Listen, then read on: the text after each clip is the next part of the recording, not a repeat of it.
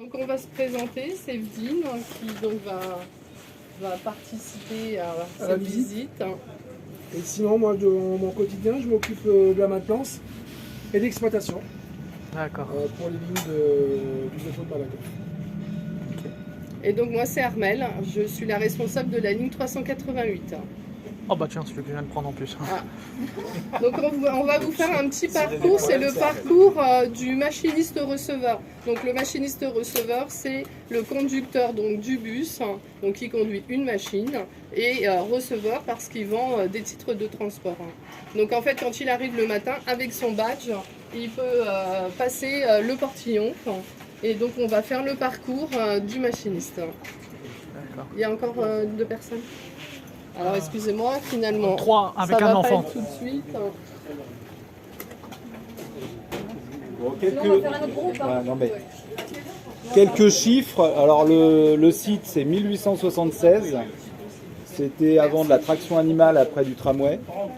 Et le centre-bus a évolué avec les transitions énergétiques. Et donc dorénavant, on a beaucoup de bus électriques.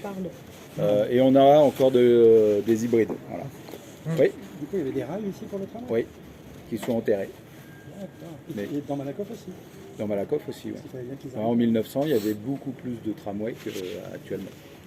Et à un moment, il y a eu une décision d'enlever tous les tramways et de faire que du bus.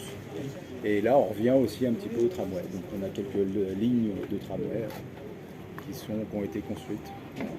Et les rails sont toujours là au cas où? Bah, elles sont coulées. Hein,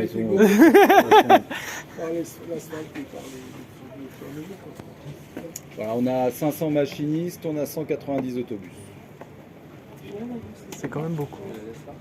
Sur le site de Malakoff, parce que le centre bus, c'est aussi Fontenay-aux-Roses. Et Fontenay-aux-Roses, on a encore 700 machinistes. Il est nettement plus grand, quoi. Allez-y, vous en prie, vous allez voir l'itinéraire d'un machiniste receveur. Bonne visite. Merci. Donc n'hésitez pas pour les questions à tout moment. Ouais, finalement au premier rang, c'est parfait.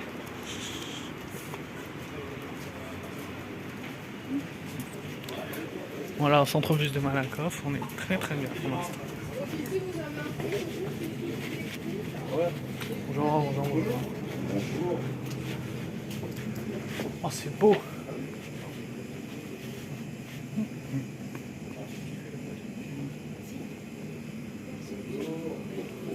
Incroyable.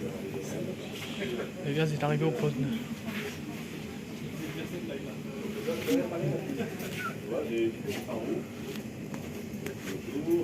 C'est Gix, je crois que c'est ça, tu vis les rondelles.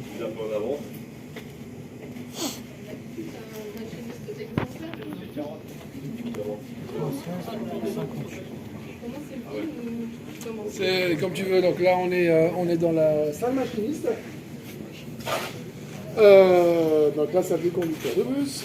Donc quand on arrive le matin, généralement, en milieu de journée, ça dépend à quelle heure on commence son service. Et là, on vient déjà faire un petit coucou au contrôleur de sortie. Contrôleur de sortie, donc un poste clé. Débordé. Coucou Mehdi. Un poste clé pour faire tourner la boutique et surtout l'exploitation. Donc, on est là.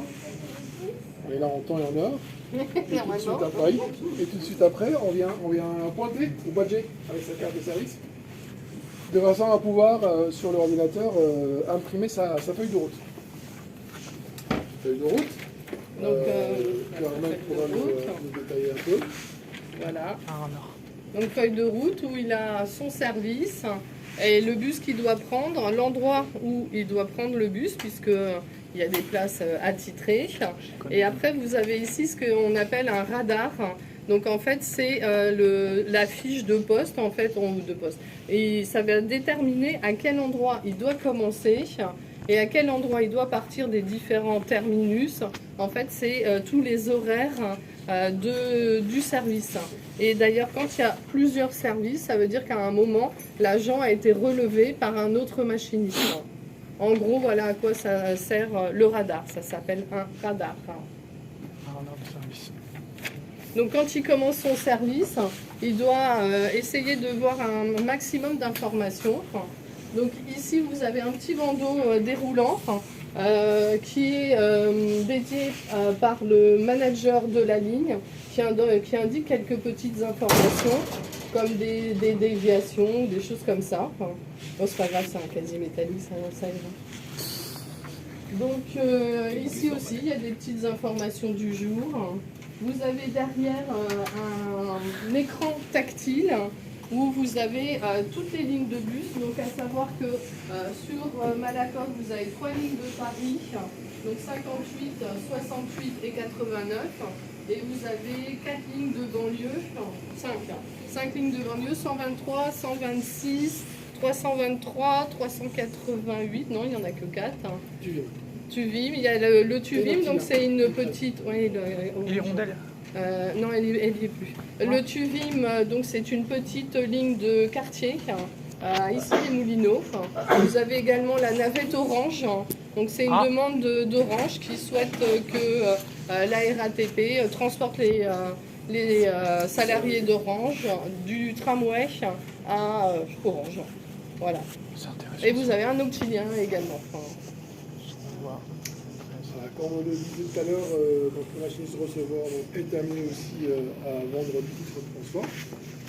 Donc le titre de transport, il pourra s'en procurer dans les machines en payant en fait, le montant des titres de transport, des tickets. Et comme ça, il pourra faire le plein, remplir ses sacoches avec des titres qui sera amené à vendre après. Est-ce que vous avez déjà des questions? Oui. Ah, Comme vous disiez que je découvre le numéro de bus qu'il doit prendre, ça veut dire qu'il n'a pas le même bus. Non, on n'a pas de bus attitré. Les bus en fait, sont mis à disposition suivant plusieurs critères qu'on pourra voir au fur et à mesure de la visite. Mais donc on n'est pas sur ce schéma-là. Ça c'est plutôt pour, on trouve dans le transport scolaire par exemple, là où on a tout le temps machiniste qui prend tout le temps le bus, et d'ailleurs il fait toute l'année avec, on va toute la carrière avec. Nous on n'est pas du tout sur ce fonctionnement-là. On a en fait la partie exploitation qui s'organise et la partie maintenance qui s'organise aussi pour fournir en temps et en heure un bus. Mais on ne fait jamais matcher un bus avec un machiniste.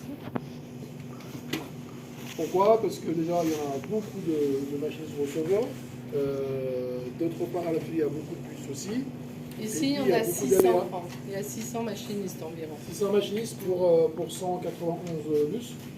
Et il y a tout le temps des aléas, des bus qui sont en panne, des bus qui sont accidentés, des bus qui doivent partir en contrôle technique. Voilà, plein de choses qui font que... maintenant, on a à peu près tout le temps le même type de matériel par ligne. Là, par contre, on essaie d'avoir une cohérence.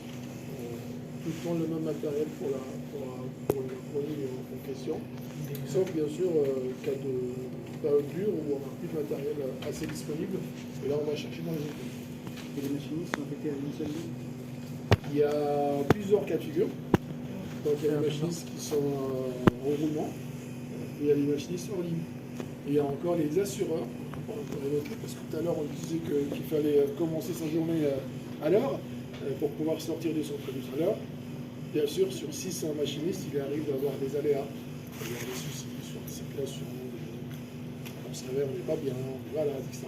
Et du coup, on a un groupe de machinistes qui ont la mission assureur, qui sont là en attente pour couvrir un service qui finalement n'a pas été couvert par le machiniste initialement prévu sur ce service-là.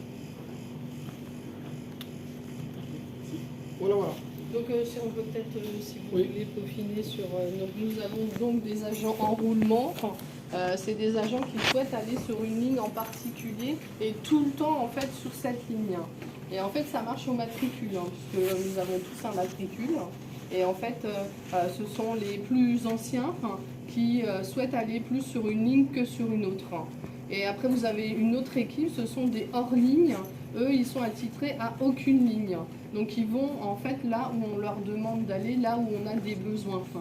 Donc c'est la différence essentielle entre les agents en roulement et les agents hors ligne. Des questions? On a un machiniste heureux là Voilà. qui est en roulement sur sa ligne. Sur la ligne 388. Oh, Voilà. PBF, la vieillesse. C'est vrai, c'est un des plus anciens de la ligne 388. Oh Expérience Bien aussi. conservé, hein. Bouge pas. Tu bouges pas. Oui. Bon, il a pas dit, il a 25 ans. Hein. Ça va Ça paraît beaucoup moins. Deux mais boîtes. ça va plus, hein. 25 ans de boîte, ça Pardon, va. c'était quoi la question? Les machinistes doivent. C'est eux qui annoncent les fonds sur Ouais. un compte par argent. Oui. Non, Tout à fait, ouais. non. Si, Bah non. ils ont leur encaisse. Ouais, bah oui, Ils annoncent de leur encaisse, ouais. Donc, Ouais, c'est mais eux de qui leur achètent. caisse, c'est pas leur Non, non, argent. oui. Ils Oui. commencent, À on leur l'embauche. donne une certaine somme d'argent. Enfin, et donc après, et en fait, ils font toute leur carrière carrière avec une certaine somme d'argent. Et en fait, c'est avec ça qu'ils achètent les tickets.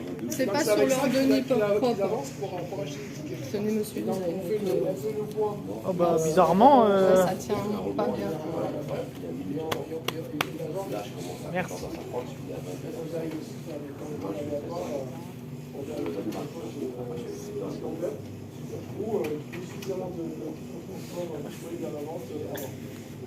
Par contre, c'est eux qui gèrent leur empoche. Si elle est perdue, malheureusement, ça sera à eux de remettre l'argent. En fin de carrière, en fait, ils devront rendre cet argent, dans sa totalité, évidemment. Et des fois, bah, ils rendent pas bien l'argent, ou on leur vole, ou il y a des Ok. petits soucis parfois. Des questions? Le monnayeur pour pouvoir faire la monnaie aussi. J'ai pas eu le temps de regarder. Désignation des pièces.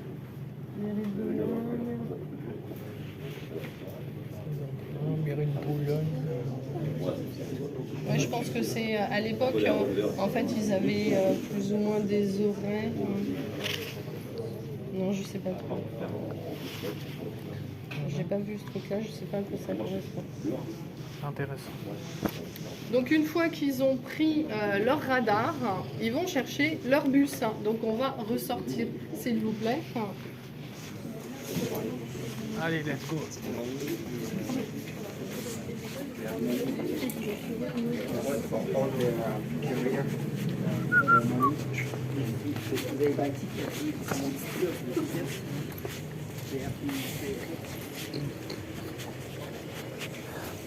Joli, hein, franchement.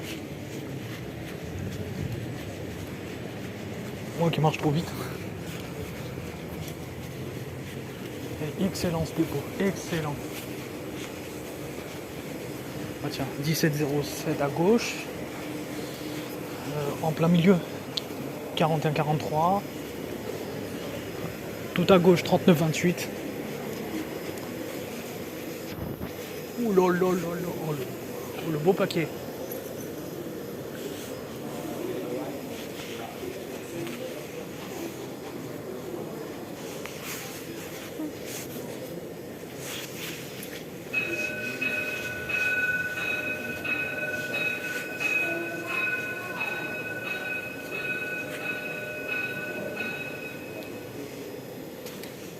Voilà, du coup, on vient chercher sa voiture, comme on dit chez nous, son bus. On est dans le remisage. Donc le remisage, c'est le parking en fait. On a un gros parking. On est sur une superficie d'environ 2 hectares, le site. Donc, la plupart de cette surface est couverte en fait. Que ce soit par des bâtiments administratifs, que par du remisage, l'atelier et le reste du site. Donc, comme on disait au début de visite, c'est un site très ancien et on a des parties des bâtiments qui sont classées, comme la verrière au-dessus là, elle est classée, donc on a été obligé d'être un petit peu inventif et imaginatif pour pouvoir installer les équipements de charge. On a installé les équipements de charge pour pouvoir recevoir des bus électriques. Puisque le but étant d'aller sur une transition 100% électrique dans notre parc autobus. Donc on a construit. Ok. Est-ce que tout le monde m'entend bien?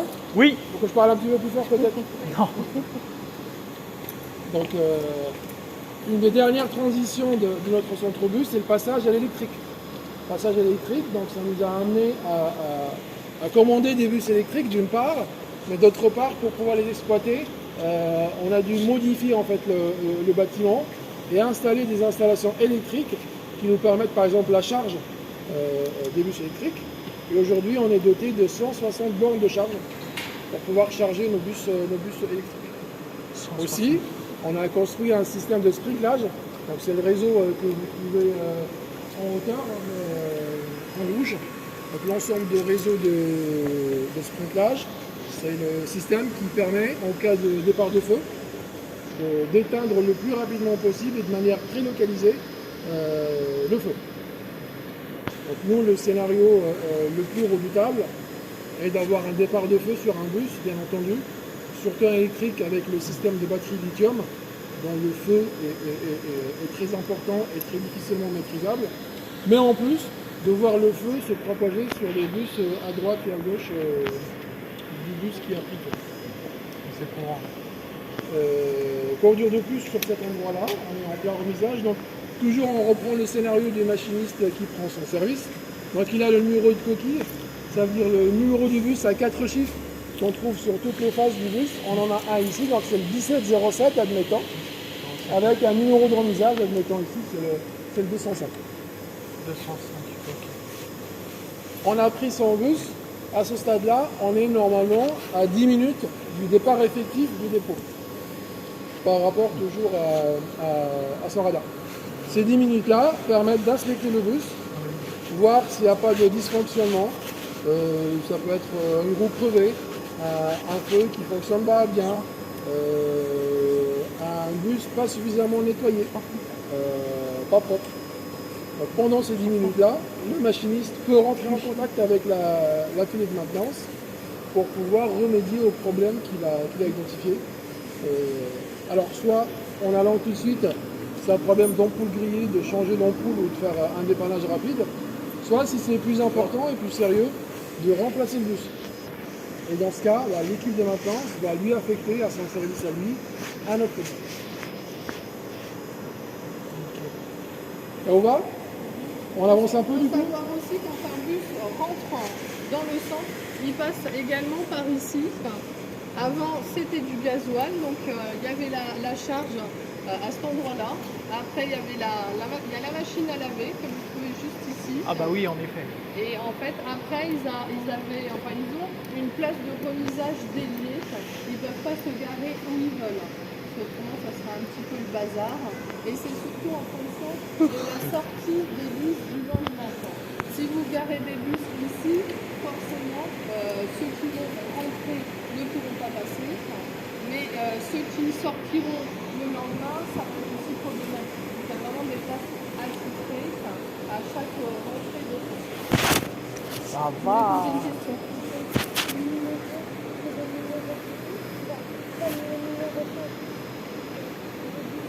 Ouais. C'est ça, c'est le numéro de place en fait. Mais c'est pas le numéro du bus qui va à la même place en fait. Non, mais effectivement, date 110, Ça change tous les jours. Ouais, ça change tous les jours en fait. Ouais, donc, comme disait Armal, c'est on prend en compte, au moment où on garde le bus, en fait, on prend en compte plusieurs critères et plusieurs contraintes. Ouais. Notamment l'heure de sortie le lendemain.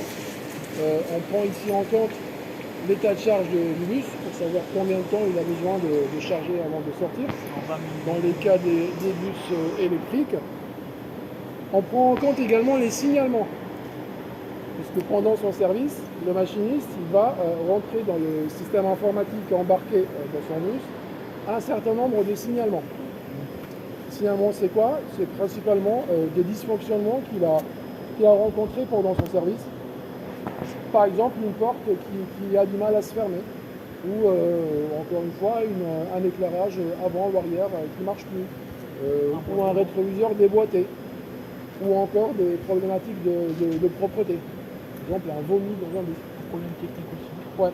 Pardon? Un problème technique aussi, par exemple. Ouais, tous les problèmes techniques, ouais.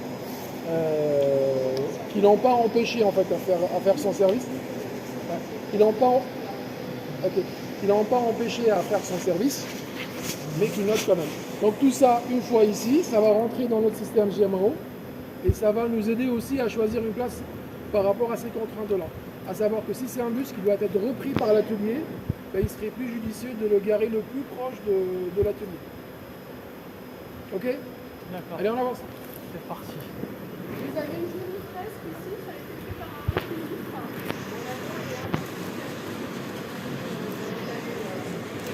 C'est trop magnifique. La fresque, elle est parfaite.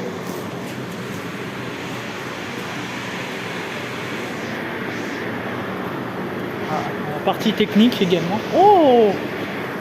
Oh, j'avais pas remarqué. C'est quoi 40 à 33, 500. Oh, oh, oh. Alors là, ça, je m'y attendais pas. Ces genres de bagnole. Ah, ça c'est. Ah, ça c'est une navette orange. Ok, ok, ok. J'ai compris. Allure très modérée. Ok. Ah, 45, 87, 84. Ouais.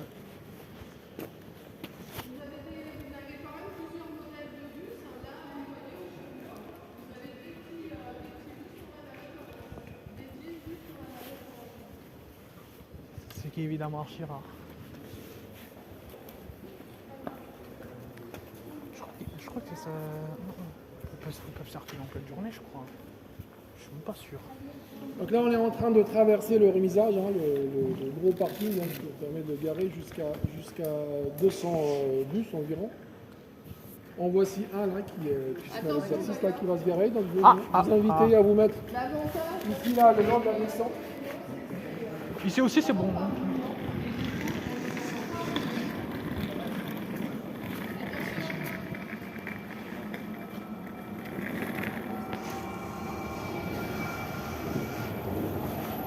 « 22-11 ».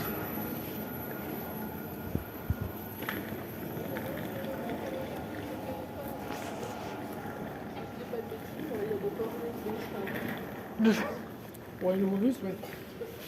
Oui, c'est pour les quand on sur les réserves. On continue la visite de notre remisage. Oui, Je vous invite à regarder sur votre droite quelques illustrations pour différentes périodes. 37-11, c'était un 1er janvier 37, ok. 8 juin Vous 60. également à la fin de cette descente. Ah, 19 novembre 2002. 25 septembre 87. Oh bah ça c'est récent. 4 octobre 2013. Ah, un ancien plan. Mais ah, novembre 1954. 58, est-ce que vous savez depuis quand elle roule cette ligne-là? Vous Ça- trouvez la réponse plus loin. 58. Plus bas. Ok. Et comme vous pouvez voir, nous avons quand même quelques fois. Je parie qu'il doit être un petit peu récent.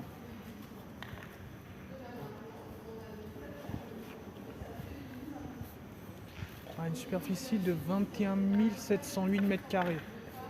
Oh mes chers Agora, putain de bordel de merde, putain. Ah, le bus. Le bus 0500. Ah ça vient pas de chez nous. 36 ans. Il y en a un 1er octobre 88. 36 ans aussi. Il y a une petite erreur là quand même. Hein. 6 mars 47 ans. 7 septembre 44. Putain 80. 80 ans. Eh ben tiens, on est de la même génération. 28 juin 48. Il a fêté son anniversaire il n'y a pas longtemps.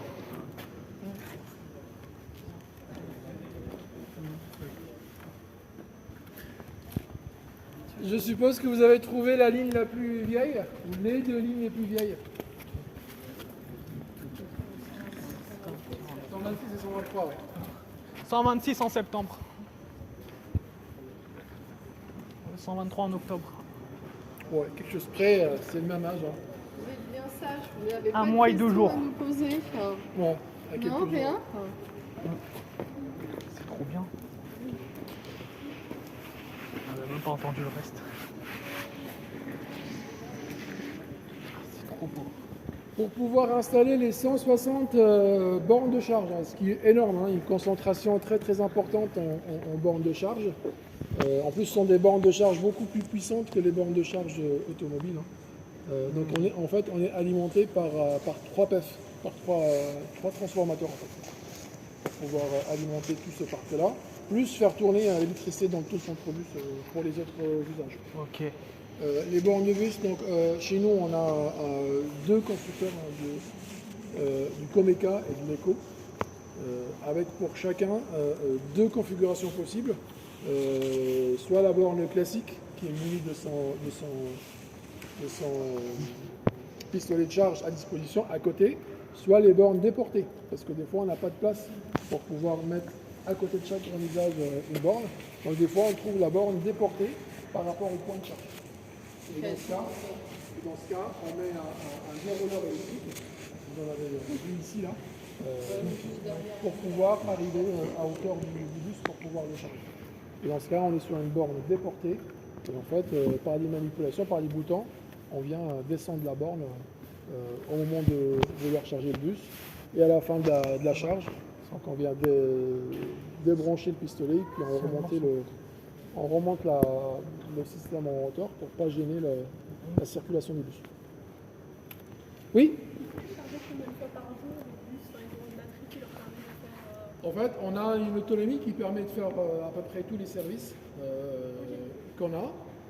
Donc habituellement, les bus sont chargés principalement de nuit. On a juste de nuit, on a juste les noctiliens qui sortent, et puis l'essentiel de notre parc est au dépôt en train de charger. Maintenant, il y a des services qui se font en deux fois, là où le bus va sortir le matin, principalement pour emmener les gens au travail. Puis après, il y a un creux, il y a une période de creux, là où tout le monde est arrivé à son travail. Il y a peu de monde qui a besoin de bus. Dans ce cas, le bus, il rentre.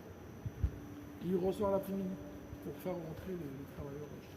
Et donc, entre les deux périodes, le bus, il rentre dans le dépôt. Et là, il peut être chargé aussi. Et donc l'autonomie des bus, elle est suffisante pour faire pour la plupart toute la journée, c'est ça Oui. Après, toutes les lignes n'ont pas les mêmes besoins et la même taille. Mais pour les lignes les plus importantes, on arrive à faire un service complet. Maintenant, comme on vous l'a expliqué au niveau des radars, en fait, il y a des bus qui restent à l'extérieur et qui vont faire plusieurs machinistes. Et bien là, dans ce cas de figure-là, on sera du coup limité par l'autonomie. Et un bus ne peut pas, par exemple, rouler pendant 20 heures de suite à l'extérieur. C'est l'autonomie qui va faire défaut dans ce cas-là. Voilà, après, l'autonomie elle dépend de plusieurs critères, comme la façon de conduire le bus, comme est-ce qu'il fait chaud, est-ce qu'il fait froid, est-ce qu'on a la clim qui tourne ou pas, l'état de la circulation et puis l'état de charge, le nombre de passagers dans le bus. Sur une ligne, ça fait il y a à peu près combien de machines sur une ligne? Ça dépend des lignes en fait. Pour les lignes les plus petites, on va avoir une quinzaine de bus et puis ça peut monter jusqu'à 50, 60 bus. Pour les lignes les plus importantes. Ouais. Le record, c'est Donc ça. ici, j'ai pas parlé du type de matériel, donc on a du matériel, oui. ce qu'on appelle standard, Les 12 mètres. ça veut dire 12 mètres. Donc on a plusieurs bus différents aujourd'hui. Comme je vous disais tout à l'heure, on est sur une phase de transition énergétique. Autant les travaux du bâtiment sont totalement terminés, autant sur les bus, on n'a pas encore fini la transition, ça veut dire qu'on n'a pas encore remplacé tout le parc.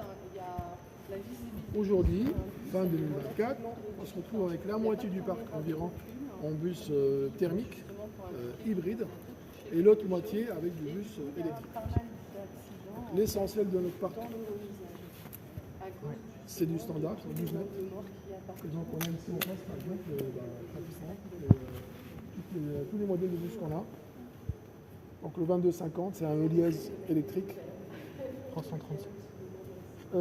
Juste à côté de 4135, c'est un MAN hybride. Man NL200. 3907, c'est un Irizar, tout récent, électrique. On va voir également quelques, C'est espagnol en plus. quelques Elias hybrides comme ce qu'on a au fond ici. Alors, un autre groupe m'a posé la question sur les couleurs, sur l'habillage du bus. Pourquoi on a des bus en vert et des bus en bleu? Ah. Ça vous intéresse de savoir ou pas? Alors, le vert, c'est les anciennes couleurs d'entreprise, la RATP. Et le bleu, ce sont les couleurs de Île-de-France Mobilité. Ouais, c'est une couleur de l'année 2017. Ouais, en fait, à partir d'un 2017, en fait, il a été demandé pour tous les bus livrés neufs qu'ils soient aux couleurs d'Île-de-France Mobilité. Ouais. Et, Pourquoi parce que historiquement, jusque-là, la RATP est le transporteur exclusif des Parisiens. Il n'y a que lui. Là, dans les mois à venir, on va rentrer dans une nouvelle époque. Ça s'appelle l'ouverture à la concurrence. Et le réseau parisien est ouvert à la concurrence. Aujourd'hui, il y a des concurrents qui sont en train de répondre à des appels d'offres pour essayer de faire tourner un bout, un morceau du réseau parisien par Transdev, par Keolis, par des transporteurs de ce genre. Et du coup, pour préparer un petit peu cette transition, il a fallu que IDFM travaille aussi sur l'image et essaye de lutter contre... Enfin, tous les Parisiens associent le bus à la RATP, le métro à la RATP. Dans quelques années, ça ne sera peut-être pas le cas. Ça sera un marché partagé entre plusieurs concurrents. Et on va retrouver la ligne 126 chez Transdev et puis la ligne, je sais pas moi, 189 chez Keolis et puis l'autre chez RATP. Non, ça sera par DSP. Ce qu'on appelle une DSP, en gros, c'est un bloc de plusieurs centres-bus. Aujourd'hui, comme disait le directeur au début, le centre-bus de Malakoff fait partie d'une seule et même UO, qui est Seine-Rive-Gauche, qui regroupe Malakoff et Fontenay. Demain, avec la configuration nouvelle, Fontenay sera tout seul, ce sera un lot tout seul, et Malakoff sera associé dans un autre lot, avec le centre-bus de Montrouge et quelques autres centre-bus parisiens. Ouais, 3 autres, je crois. Donc l'entreprise qui reprend l'appel d'offres, elle reprend le lot. Et donc c'est plusieurs. C'est le matériel. Donc il récupère le matériel, il récupère les bâtiments, donc les centre-bus, et il récupère les salariés. Machinistes, mainteneurs, tout le monde. Et donc là, il intervient en urgence pour essayer Est-ce qu'on vous avez des bus attrapés? Les bus articulés. On n'en a pas ici, il y en a ailleurs, mais pas dans ce centre-bus-là. Parce que voilà les lignes qu'on exploite. Ouais.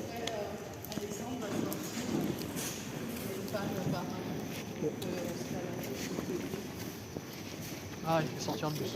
Ok. Il est excellent.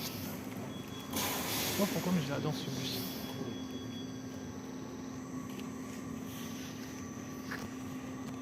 Un joli exemple. Alors peut-être vous regardez la fresque du coup, et après on finit par l'atelier. D'accord. Et on en a pour un moment dit. Ouais. Allons-y. Ah, qu'est-ce qu'il a? On va se dépêcher alors, s'il On vous va plaît. avancer On du va coup. avancer. 68.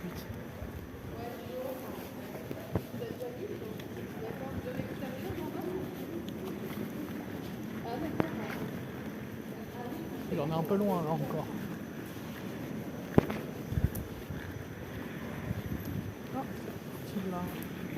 Non, 45. 22 01 368 44. Putain, ils sont bien regroupés les bus du 123, 323. Ils sont bien regroupés. Oh là là, ce fresque, putain. Oh, il est excellent. Elle est incroyable. Elle est incroyable. Incroyable. 21 80 10 00 22 11 39 13. Ouais, donc c'est une fresque qui a été commencée en début d'été. Il n'y a qu'un seul. Ça demande beaucoup d'heures de travail, de concentration.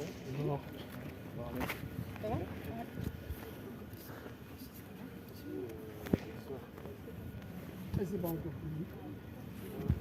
Ouais, donc là, la fresque, c'est pour habiller un petit peu le mur, le coupe-feu en fait. Le coupe-feu qui permet justement, Ah bah oui, il est là en plus. en cas de départ de feu, d'éviter de faire propager le feu. C'est derrière tout autour, là, c'est possible. Des habitations. Oui, des habitations. Ouais. On a la particularité d'être implanté au cœur de la ville. Donc en fait, on prend des dispositions très importantes. Pas dans le centre-ville, pas ici. Après, il y a eu des bus qui ont pris plus de choses. Ah, des bus électriques. Ouais, des bus électriques, des thermiques. Des photos.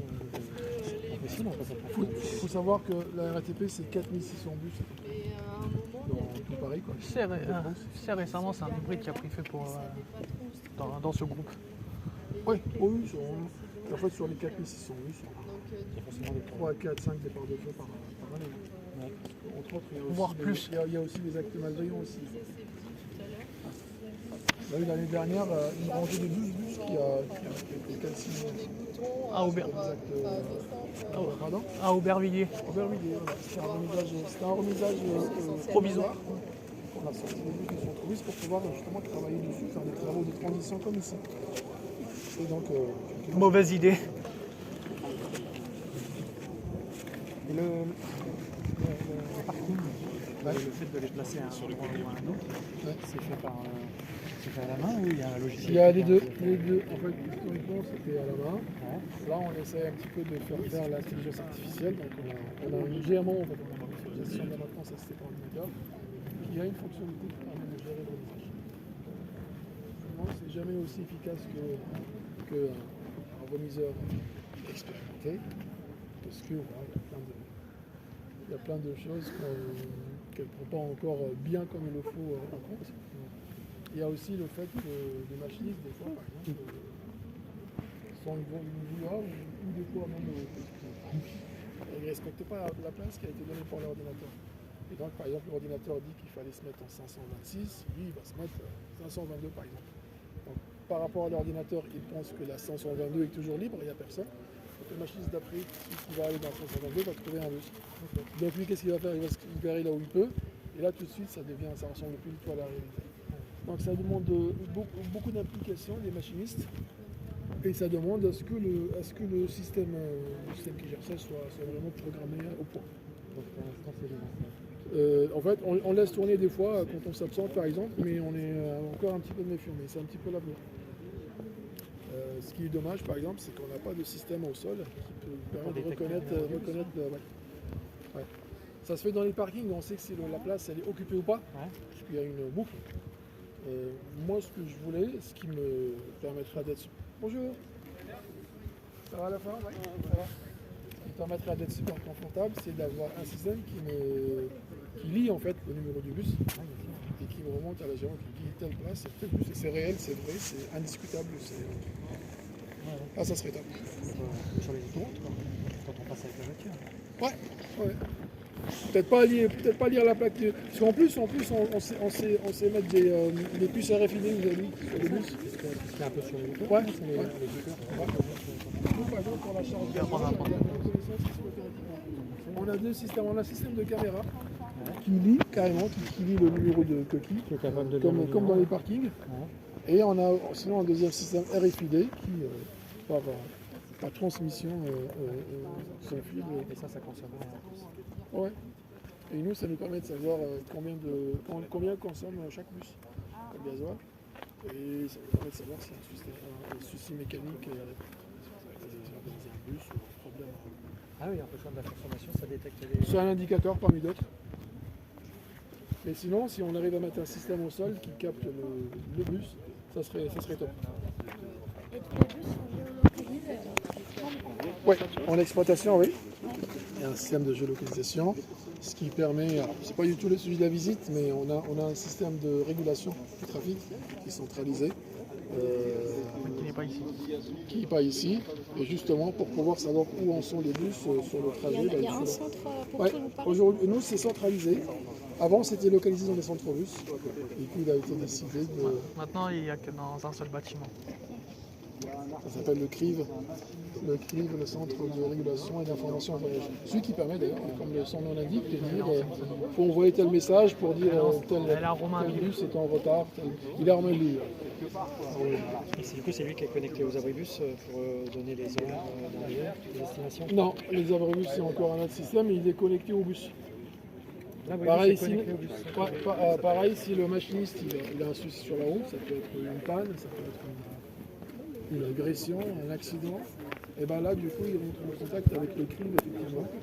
Et le CRIV, pareil, contacte à son tour le centre-bus concerné pour soit envoyer une voiture, soit comme tout à l'heure, là, envoyer un bus, comme on a vu le collègue sortir avec, un bus de remplacement, soit envoyer une dépanneuse, soit le dépanner à distance, soit lui envoyer une équipe de sûreté, c'est un problème de sûreté. Et là, du coup, encore, ils sont géolocalisés. C'est géolocaliser les bus et c'est, ils sont tous équipés de vidéosurveillance. De surveillance qui permet justement de prouver en fait. C'est très utile sur les enquêtes de police.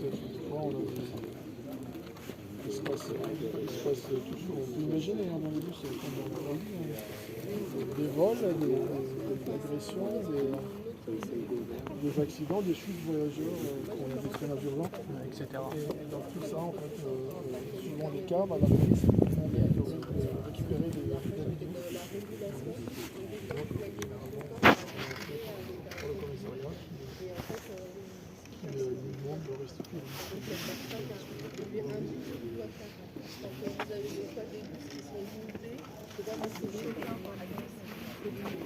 c'est parce que le régulateur lui a dit là il y a un problème, toi tu vas pas aller jusqu'au bout, tu vas te limiter à tel endroit et tu vas faire demi-tour. En fait, c'est pas de l'initiative du chauffeur, du machiniste receveur. Il y a un problème? Non, non. Non. Vérifie, c'est bien, on vaut mieux. Des questions?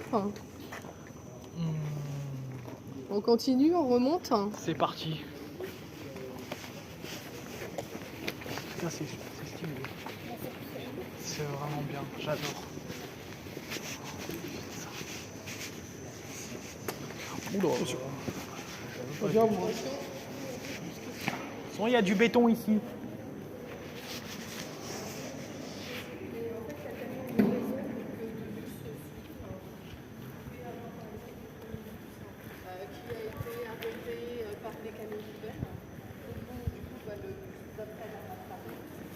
GX 127.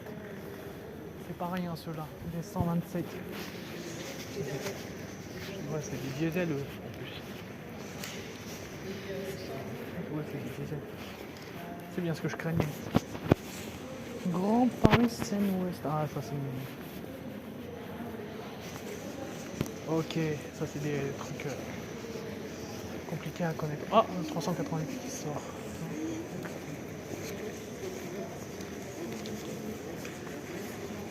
Ah oui.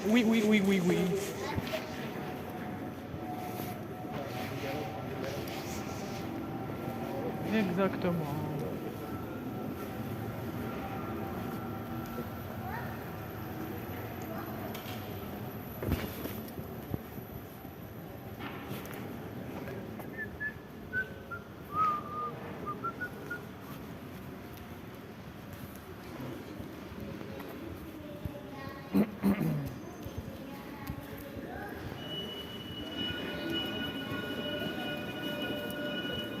Ah, ça bip fort, putain. Ça bip même très fort.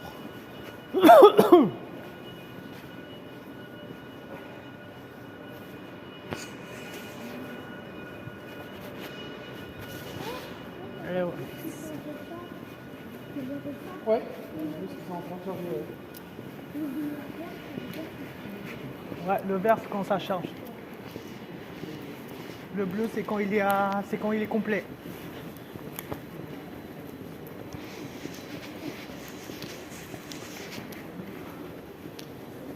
Incroyable. Oh bah tiens, tout premier. 38,86 sur ma droite. Qui est le premier à arriver sur le dépôt de Malakoff.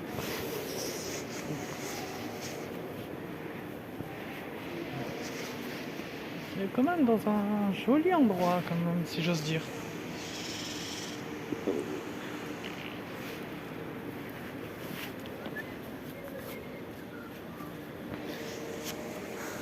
Trop bien.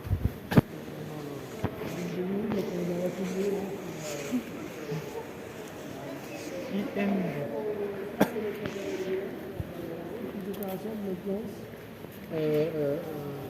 corrective et aussi de maintenance préventive, maintenance réglementaire aussi.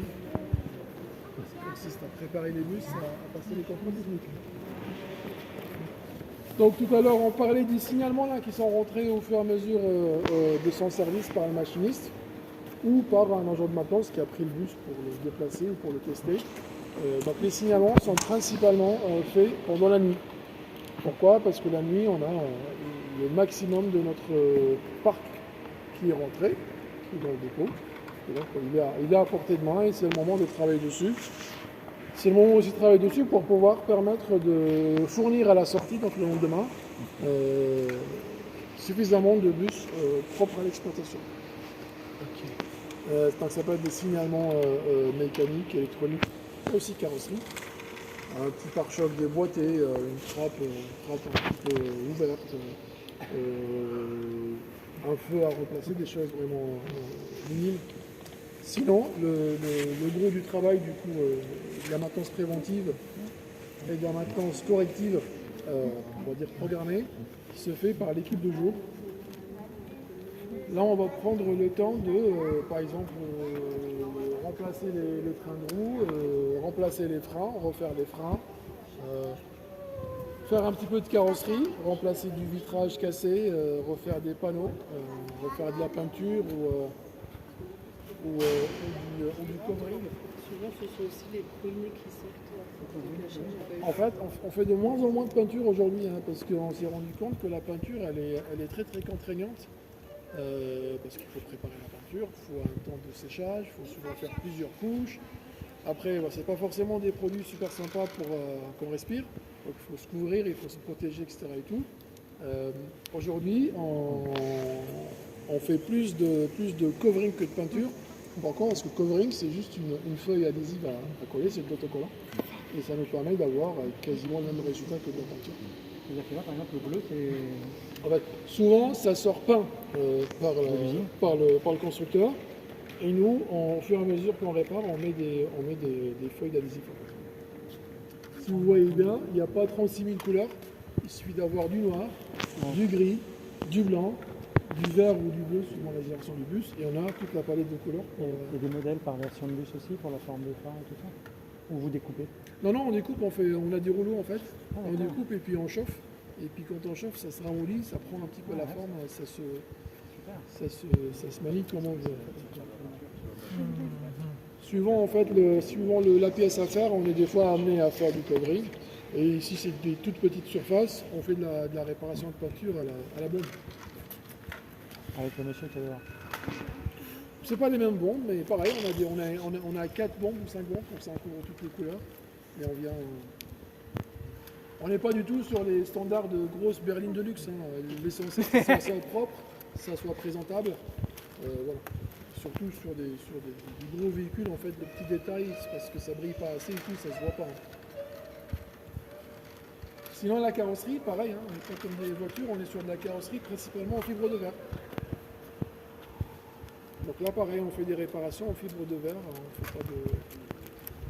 il n'y a pas beaucoup de soudure, de panneaux métalliques à redresser, à machin. La fibre de verre, quand ça tape trop, ça finit par casser, mais ça ne se tord pas. Et donc là, on vient de faire des réparations à la fibre. On n'aime pas beaucoup faire de la fibre ici, parce que pour les mêmes raisons, la fibre, c'est de la poussière très très nuisible à la santé, c'est super fort et tout. Donc généralement, on envoie nos bus dans des ateliers qui font partie du groupe RATP, mais qui sont spécialisés, ils ont ce qu'il faut pour les gros accidents, pareil, on ne les fait pas ici, on les envoie ailleurs, dans des gros ateliers équipés de ce qu'il faut pour faire de la fibre, mais également pour redresser les châssis carrément. On sait refaire des châssis pour les chocs les plus importants, les gros. Les équipements industriels, les plus importants que je n'ai pas encore cités, ça va être les équipements de levage. Des points à flux, comme celui-là, par exemple, qui permet de lever le bus pour pouvoir travailler dessus plus facilement, plus confortablement. Il y a aussi d'autres façons de lever, c'est des points à ciseaux ou les colonnes élévatrices, comme les colonnes oranges que vous trouvez là-bas au fond. Les colonnes orange, ils ont l'avantage d'être un équipement mobile en fait. On les déplace là où on veut et puis avec les colonnes, on lève le bus par ses roues.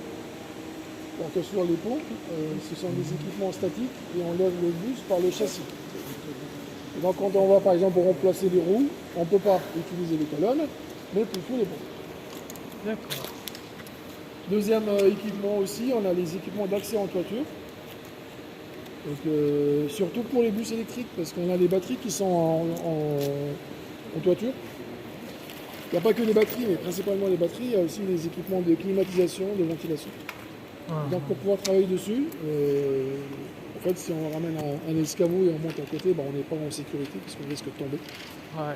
Et le code du travail ne nous permet pas de travailler ainsi. Il faut qu'on ait soit des moyens de protection individuels, soit des moyens de protection collectifs. Et donc l'aire d'accès en toiture nous permet d'avoir des moyens de protection collectifs, puisqu'on va avoir des barrières tout autour du bus, et donc les barrières qui descendent, qui viennent épouser la forme du bus, de manière à ne pas risquer de tomber. Est-ce que vous avez des questions? Sinon, on va attaquer la dernière étape de la visite, on va monter dans le nouveau bus, dans l'Irizar, voir un petit peu dans les détails, et puis même se prendre en photo au volant du bus si on a envie. C'est Récupérer sa photo dans la foulée. Let's go.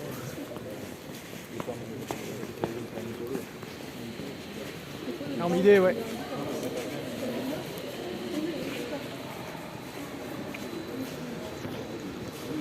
Ah, je la garde en ce moment. Vous avez filmé la visite, vous? Ouais. Bah, ça rappelle des souvenirs. D'accord. Mais vous connaissez pas mal d'informations, vous, de l'entreprise? Oui. Comment ça se fait? Vous vous intéressez beaucoup au bus? Passion. Vous êtes passionné du bus? Ah, c'est rare d'avoir des clients comme ça, super passionnés par les bus. Il y en a, j'en ai croisé, mais c'est pas très courant. C'est pas courant, oui, en effet.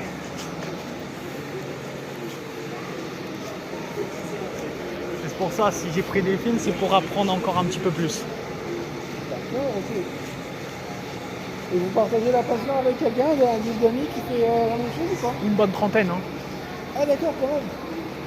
Non, C'est des jeunes aussi? entre 13 et 28 ans. Ok, d'accord. C'est pas mal.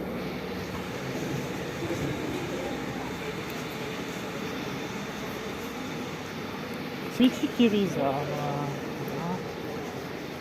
Ah, c'est 39-41. Elle est récente, 39-41. Très très récente. Je pense qu'elle venait à peine d'arriver. Voilà, vous pouvez monter à bord. 39-41, putain. Elle est assez récente, hein, ça sent le neuf. Oh purée. Ouais, ça sent beaucoup, hein. Ça sent le neuf. C'est incroyable. Genre. Ça y est, vous êtes votre groupe. Ouais. Ça a été? Ouais. C'est le groupe 15. Incroyable. Enfin, j'ai déjà pris, mais. Si vous voulez faire une photo, vous pouvez monter. Venez par ici. Ok. Montrer.